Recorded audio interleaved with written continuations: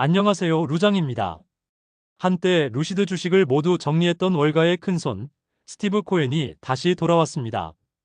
그의 펀드, 포인트 72는 루시드 주식 110만 주를 새롭게 매수하며 주목받고 있습니다.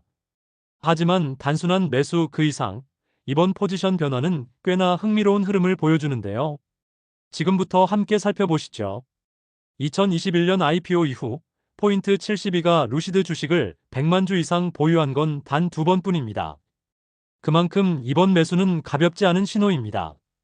특히 그동안 루시드에 대한 포지션을 대부분 풋옵션과 같은 파생 상품으로만 구성했던 코엔의 전략이 완전히 바뀌었죠.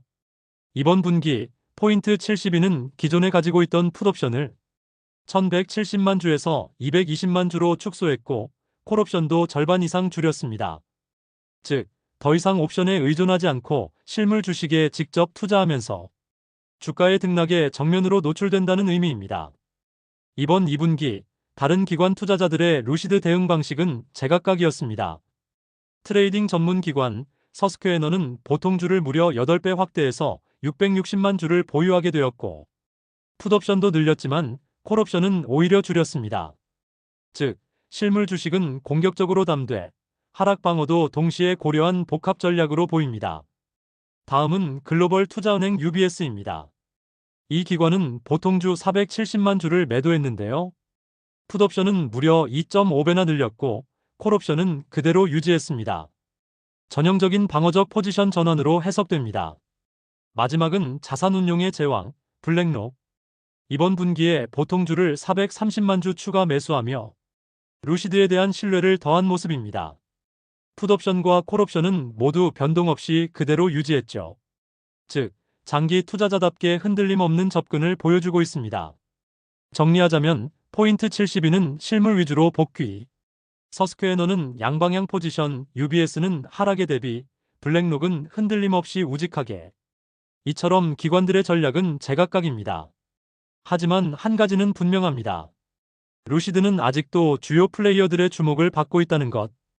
그리고 이 움직임 뒤에는 분명 리버스 스플릿 같은 이벤트를 겨냥한 계산이 있을 수도 있다는 사실입니다.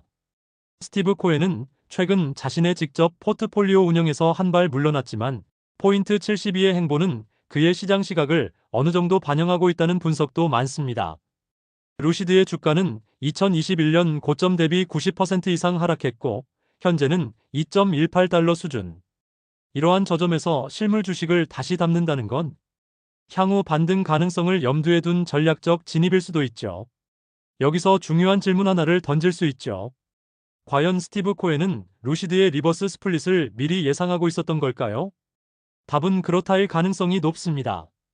현재 주가가 2달러대에 머무르면서 나스닥 상장 요건 위반 우려도 있었고 리버스 스플릿은 형식적으로 주가를 10배로 끌어올려 약 20달러 수준으로 보이게 합니다.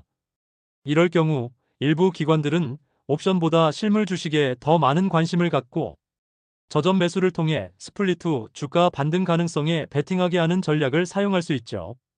포인트 72가 옵션 비중을 줄이고 실물 주식에 재진입한 시점, 바로 이 리버스 스플릿 이슈가 공개된 직후와 겹칩니다.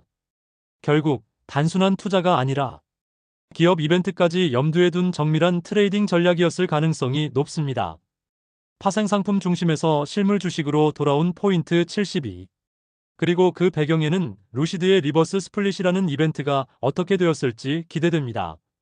시장에서는 이벤트 드리븐 전략이라고 부르죠. 기업의 구조 변화나 발표를 선제적으로 읽고 투자에 반영하는 전략. 과연 코엔의 복귀는 루시드 주가 반등의 신호탄이 될 수 있을까요? 루시드의 현재는 어렵지만 그 미래를 믿는 이들이 다시 모이고 있습니다. 시장의 파도 속에서도 중심을 잡고 함께 끝까지 가봅시다. 힘내시는 하루 시작하시고요.